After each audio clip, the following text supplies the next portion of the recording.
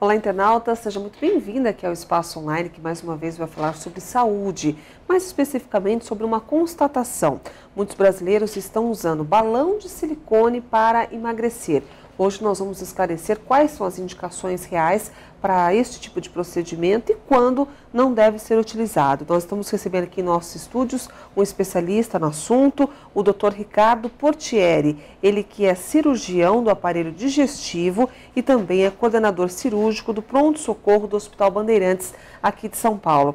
Doutor Ricardo, muito obrigado pela presença, uma boa tarde para o senhor. Boa tarde a todos, obrigado pela oportunidade, Luciana.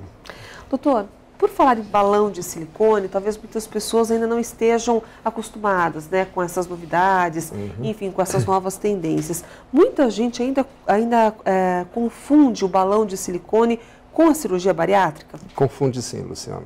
Realmente, o balão, ele tem a maior vantagem do balão de silicone, né, do balão intragástrico, é que ele é um procedimento completamente reversível, né?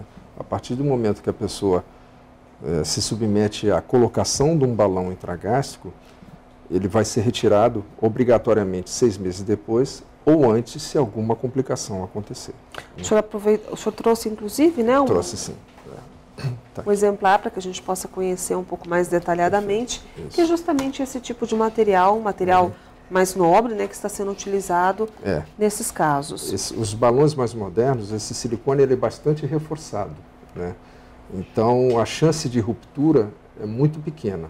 E mesmo que haja alguma ruptura, né, pelo suco gástrico, pelo ácido clorídrico, existe dentro do estômago, na realidade, esse balão ele é preenchido com soro fisiológico e azul de metileno. Então, o que é que acontece? Quando esse azul de metileno é absorvido, ocorre que ele vai sair na urina, a pessoa vai urinar azul e ela tem a oportunidade de falar com o médico dela que houve extravasamento do balão. Tá? Isso é uma das complicações que pode acontecer, mas que acontece em menos de 1% dos pacientes. Tá? O balão ele fica exatamente locado aqui. Esse aqui é um estômago, né? Seu tamanho real. Ele fica aqui nessa parte chamada fundo gástrico. Então, como é que funciona esse balão dentro do estômago? Além de inibir o apetite pela sensação de saciedade, ou seja, o estômago está sempre completo com alguma coisa no seu interior, tá?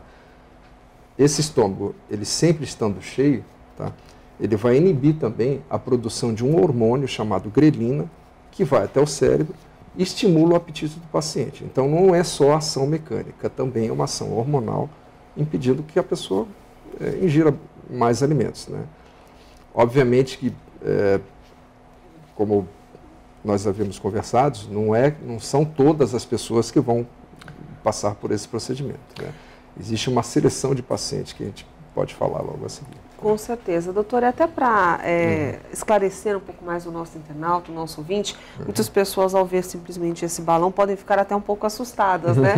Nossa, como é que esse balão vai parar aí? Isso. Mas o senhor inclusive trouxe um vídeo demonstrativo que vai nos ajudar a entender um pouco mais a respeito do funcionamento desse procedimento. Esse vídeo já está sendo exibido, doutor.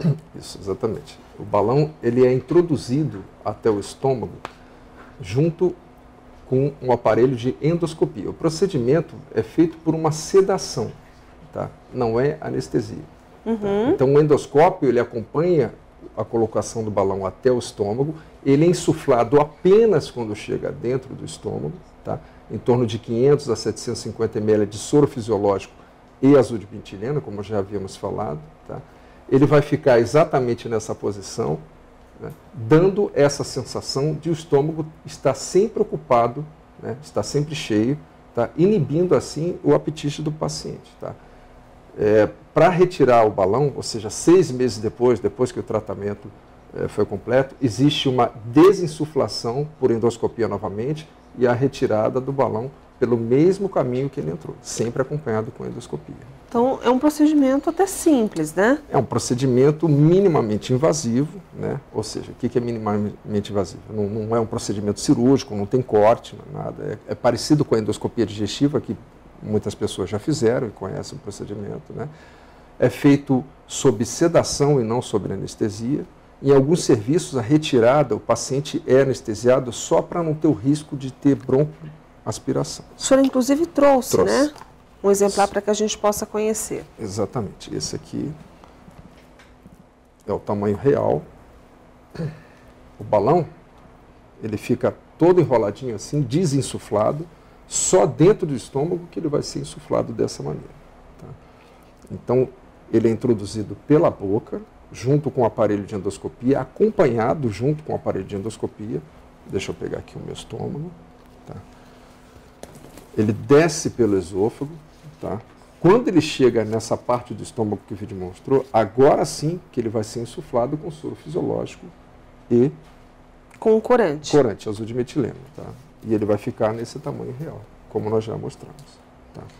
E quando o procedimento acaba, esse balão é esvaziado? Ele é esvaziado e retirado da mesma maneira. Ou seja, não há, como o senhor disse, anestesia, apenas uma sedação nos moldes do que acontece com a própria endoscopia para facilitar justamente a introdução do material. E como vocês podem ver, é um procedimento completamente reversível, ao contrário das cirurgias. Né? Que quando você opta por fazer uma cirurgia bariátrica, alguns procedimentos não têm reversibilidade. Tá? Nesse caso, por exemplo, quais são as contraindicações? As principais contraindicações para a passagem do balão é, por exemplo, a primeira coisa, o paciente tem que estar disposto a cooperar com o médico. Ele tem que saber que ele vai ficar com um corpo estranho, com um balão intragástrico durante 6 meses, e ele vai ter que fazer uma dieta, obviamente, ele vai ter que ser submetido a um acompanhamento não só médico, mas também nutricional e às vezes até psicológico. Primeira coisa, o paciente que está na onda, eu vou colocar o balão porque o meu vizinho colocou, o meu primo colocou, esse paciente, ele realmente, o médico precisa conversar com ele, que ele precisa se preparar melhor para receber esse balão. Tá? Essa é a primeira contraindicação, a não cooperação do paciente. Tem outras coisas também que levam, por exemplo, presença de doenças no estômago, úlcera, hérnia de hiato diafragmática, algumas pessoas conhecem essa doença, quando o estômago ele hernia pelo buraco do diafragma. Tá? Então, por isso que antes de colocar o balão, além de alguns exames importantes, o paciente precisa fazer uma endoscopia prévia, até para a endoscopia sinalizar ao cirurgião, olha, esse paciente está apto a receber o balão. É a primeira etapa. Quem tem gastrite, úlcera, não pode utilizá-lo? Não é bem assim. Pode sim, desde que sejam tratadas essas doenças, entendeu? Mas algumas úlceras são tão graves que causam algumas cicatrizes, que aí tem contraindicação realmente. Tá? Outra coisa é pacientes que foram previamente operados do estômago. Né? Paciente que foi operado por uma úlcera no passado, ou fez uma cirurgia bariátrica, esse paciente também está contraindicado a passagem. Agora, antes da gente finalizar esse bloco, doutor, seria interessante a gente esclarecer também quem são as pessoas que podem fazer uso desse tratamento. Certo. No início, há 15, 20 anos atrás, o balão ele era utilizado para pacientes obesos mórbidos. Pacientes que tinham obesidade mórbida, acima de 40, 50 quilos do peso normal. Né? Então, esses pacientes recebiam o balão para poder diminuir um pouco a quantidade de gordura no organismo e serem submetidos a um tratamento de cirurgia bariátrica com mais tranquilidade, correndo menos risco. Esse paciente, às vezes, ele emagrecendo 10%, 15%, que é o objetivo do balão, já melhorava muito a condição cirúrgica dele. Atualmente, o balão ele foi autorizado, inclusive, pela Anvisa, e a indicação dele para pessoas que têm sobrepeso e obesidade grau 1. Tá? Ou então o índice de massa corpórea? Isso, o índice de massa corpórea, que é o peso dividido para a altura ao quadrado, altura vezes altura, em torno de acima de 27. Acho que a gente depois pode detalhar um pouco mais o que é esse índice de massa corpórea, que acho que a população tem sempre curiosidade de saber. Com certeza. No próximo bloco, então, a gente detalha um pouco mais a respeito dessa questão. Nós estamos conversando hoje com o Dr. Ricardo Portieri, que é cirurgião do aparelho digestivo e também é coordenador cirúrgico do pronto-socorro do Hospital Bandeirantes. Você pode obter maiores informações através deste site que aparece aí no seu monitor, www.hospitalbandeirantes.com.br. No próximo bloco a gente volta com mais detalhes sobre esse procedimento. Até já.